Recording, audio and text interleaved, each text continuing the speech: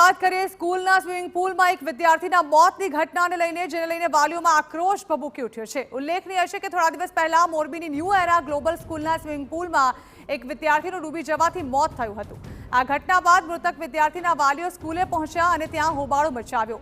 વાલીઓએ શાળા પર બેદરકારીનો આક્ષેપ કરતા કહ્યું કે જે સમયે વિદ્યાર્થી પ્રીત ફળદુ સ્વિમિંગ પુલમાં તરી રહ્યો હતો ત્યારે કોચ ત્યાંથી ગેરહાજર હતા।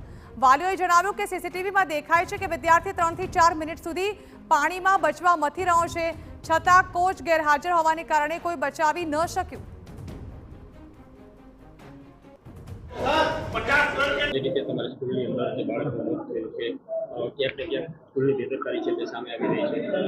સર અત્યારે અમે એટલું જ કહીશું, અમે હંમેશા કોઓપરેશનમાં રહ્યા છીએ। જે 1 સેકન્ડ 1 થી જ્યારે કંઈ પણ થયું અમે અમારા બનતા બધા પ્રયત્નો કર્યા। બાળકને હોસ્પિટલ લઈ ગયા, 108ને કોલ કર્યો, પોલીસને તરત જાણ કરી, પોલીસને બધા જ સીસીટીવી ફૂટેજ આપ્યા। વાલીઓ સાથે કોઓપરેશનમાં છીએ।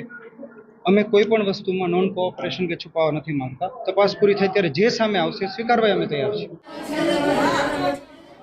તો આ બાબતે શાળાના સંચાલકોએ બચાવ કરતા કહ્યું કે પોલીસ તપાસમાં તેઓ સંપૂર્ણ સહકાર આપશે। જ્યારે આ ઘટના ઘટી ત્યારે શાળાએ તાત્કાલિક વિદ્યાર્થીને હોસ્પિટલ પહોંચાડ્યો હતો અને પોલીસને જાણ કરી હતી।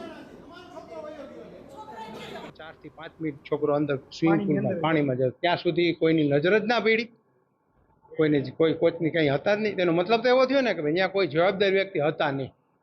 તો મેનેજમેન્ટની મિસ્ટેક, ભૂલ, જે કાંઈ કયો હોય, કોચ કયો, જે કાંઈ વસ્તુ કહેતા હોય, અમે એમ એક્સેપ્ટ નથી કરતા કે વ્યક્તિગત કોઈ ડૂબાડેલો છે।